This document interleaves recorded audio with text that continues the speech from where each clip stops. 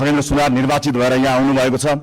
चुनावी दौडका सिलसिलामा उहाँका विषयमा विवाद आउँदा थाहा छैन उहाँले गल्ती गर्नुभयो गर्नु भएन, तर उहाँले माफी माग्नुभयो।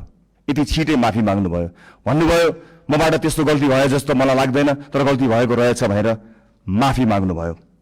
म आज सिङ्गो सदनबाट सिङ्गो देशलाई भन्न चाहन्छु, गल्ती गरेको हो कि होइन भन्दा अन्यल हुँदा खगेन्द्र सुनारले माफी मागे। खगेन्द्र सुनारहरूमाथि युगौं युगसम्म गरिएको अन्यायको लागि हामीले माफी माग्यौं।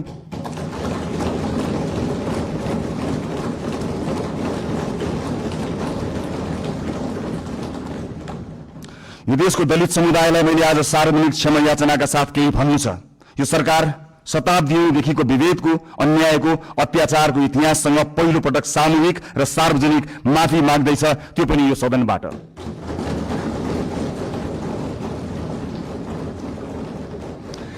आजसम्मको विभेद सामाजिक गल्ती थिएन, संगठित अपराध थियो। यो देश किन बनेन थाहा छ? किनकि जसका हातमा सिप थियो तिनलाई हामीले अछुत मान्यौं।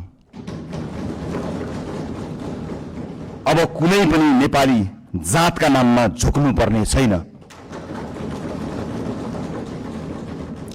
म सिङ्गो पार्टी, सम्माननीय प्रधानमन्त्रीज्यू, सरकारको तर्फबाट पनि माफी माग्छौं र यो माफीको मूल्य अब न्यायले गर्नेछ भन्ने कुरा पनि सुनिश्चित गर्न चाहन्छु।